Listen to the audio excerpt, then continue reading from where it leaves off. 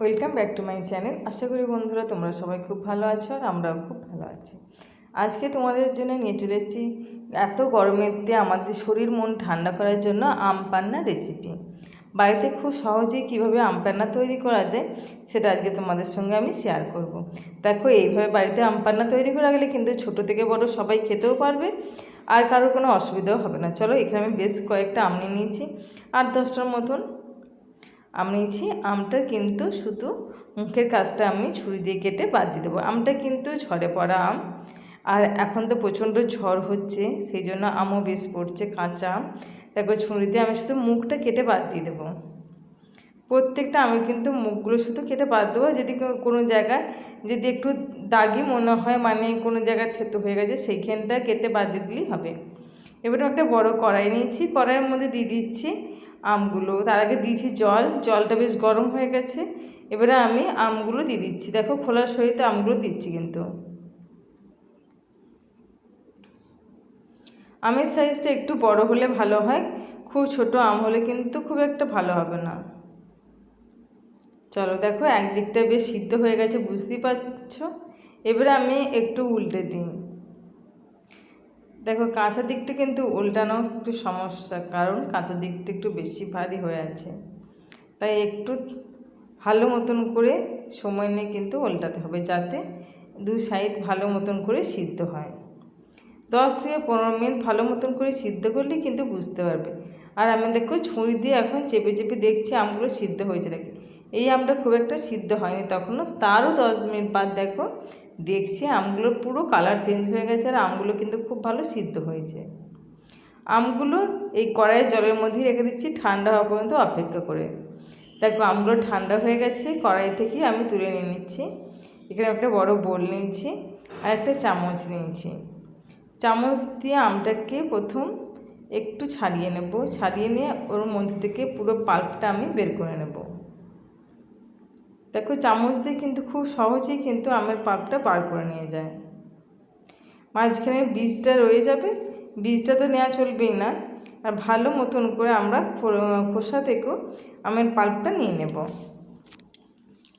দেখো, এইভাবে সমস্ত আমগুলোর কিন্তু খোসা ছাড়িয়ে বীজ থেকে আমি পুরো সুন্দরভাবে পাল্পটা নিয়ে নেব। চামচ দিয়ে কিন্তু খুব ভালো মতন করেই পাল্পটা নেওয়া যাচ্ছে। দেখো, পুরো পরিষ্কার হয়ে গেল। দেখো, আমার সে বড় জায়গার মধ্যে আমি পুরো পাল্পটা নিয়ে নিয়েছি, দেখতেই পাচ্ছ। এবারে নিচ্ছি মিক্সিং জারের বড় জারটা, ওর মধ্যে আমি দিয়ে দিচ্ছি আমের পাল্পটাকে আমি দুবারে মিক্সিং জারের মধ্যে দিয়ে পেস্ট করে নেব। অর্ধেক করে নিলে কি হবে, মিক্সিং জারে খুব একটা প্রেশার পড়বে না। চলো, পেস্টটা করা হয়ে গেছে। এবারে আমি একটা নিচ্ছি ছাঁকনি, কড়াইয়ের উপরে আমি ছাঁকনিটা বসিয়ে নেব, যাতে কোনো রকম খিচে ভাব না থাকে, তাই আমি ছাঁকনি দিয়ে পুরোটাই ছেঁকে নেব। দেখো, স্প্যাচুলা দিয়ে একটু নাড়াচাড়া করলেই কিন্তু আমের পাল্পটা পুরোটা বেরিয়ে যাবে, এতে কোনো রকম সমস্যা হবে না। খুব মিহিভাবে পেস্ট করে নিতে হবে, এর মধ্যে কিন্তু কোনো রকম জল দেওয়া যাবে না। দেখো, এইভাবে আমি পাল্পটাকে পুরোটা নিয়ে নিচ্ছি।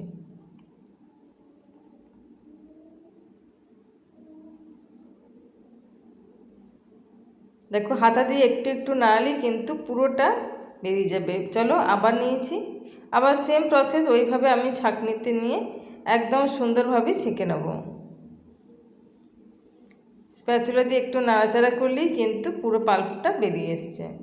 এই সময় গ্যাসের ফ্লেমটা আমি অন করে দিয়েছি। নিচ্ছি 500 গ্রাম চিনি, চিনিটাকে আমি মিক্সিতে গুঁড়িয়ে নিয়েছি। পুরো চিনিটাই আমি গুঁড়িয়ে ব্যবহার করছি, এতে কি হয়, চিনিটা ভালো মতন করে পাক হয়ে যায়। আর যদি দানা থাকে, কিছু থাকার ভাব থাকে, সম্ভাবনা বেশি থাকে। আর বেশি পাক করলে কি হবে, আমটা বেশ শক্ত মতন হয়ে যাবে, শরবতের মধ্যে মেশানোটা খুবই সমস্যা হয়ে যাবে। চলো, খুন্তি দিয়ে ভালো মতন করে চিনির সঙ্গে আমটাকে মিশিয়ে দেবো। গ্যাসের ফ্লেমটা অবশ্যই লো রাখবে, একদম গ্যাসের ফ্লেম হাই করার কোনো দরকার নেই। এইভাবে পুরোটাকে মিশিয়ে নেওয়া হবে। আর দিয়ে দেব পরিমাণ মতন বিট নুন। তার আগে দিচ্ছি আমি পাতিলেবুর রসটা দিচ্ছি, এতে টেস্টটাও কিন্তু ভালো আসে আর খারাপ হয়ে যাওয়ার সম্ভাবনা খুবই কম থাকে। চলো বেশ কিছুটা পাতিলেবুর রস তো অ্যাড করে দিলাম। পাতিলেবুর রসটা দিলে কী হয়, টেস্টটা ভালো হয় আর খারাপ হয়ে যাবে না। এবারে দেবো পরিমাণ মতন বিট নুন। যে কোনো শরবতে একটু বিট নুন না দিলে তো টেস্ট আসবেই না। যতই রেগুলার নুন দেওয়া হোক, বিট নুন তো দিতেই হবে। বিট নুনটা দিয়ে আমি ভালো মতন করে নাড়াচাড়া করে নিলাম। এই সময় কিন্তু আমি গ্যাসের ফ্লেমটা লো করে দিয়েছি। গ্যাসের ফ্লেমটা অফ করে দিলেও কোনো সমস্যা নেই। এবার আমি গ্যাসের ফ্লেমটা অফ করে দিলাম। চলো এবার আমি তৈরি করবো একটা স্পেশাল মশলা, যার মধ্যে দিচ্ছি মৌরি 2 চামচ আর দিচ্ছি 2 চামচ জিরে আর দেবো বেশ কয়েকটা নয় বেশ অনেকগুলো গোলমরিচ, 20 থেকে 25টা গোলমরিচ আমি নিচ্ছি। দিয়ে শুকনো খোলাতে আমি ভালো মতন করে নাড়াচাড়া করে নেবো। ওর মধ্যে দিয়ে দেবো আর একটা শুকনো লঙ্কা। গোলমরিচের ঝাল আছে, তার সঙ্গে একটু শুকনো লঙ্কার ঝালটা কিন্তু বেশ ভালো লাগে। বেশ খাট্টা মিঠা একটু ঝাল ঝাল আম পান্নার শরবত তো আমরা গ্রীষ্মকালে সবাই পছন্দ করি। খুব গরমের মধ্যে একটু ঠান্ডা ঠান্ডা হলে তো বেশ ভালোই লাগে। চলো কালারটা তো চেঞ্জ হয়েই গেছে, দেখেই বুঝতে পারছো তোমরা। লঙ্কার কালারটাও চেঞ্জ হয়ে গেছে, একটু ডার্ক হয়ে গেছে। চলো এবারে আমি একটা প্লেট নিয়েছি, প্লেটের মধ্যে পুরো মশলাটা ঢেলে দেবো। মশলাটা ঢেলে দিয়ে একটু নাড়াচাড়া করে নেবো যতক্ষণ একটুখানি হালকা যেন ঠান্ডা হয়ে যায়।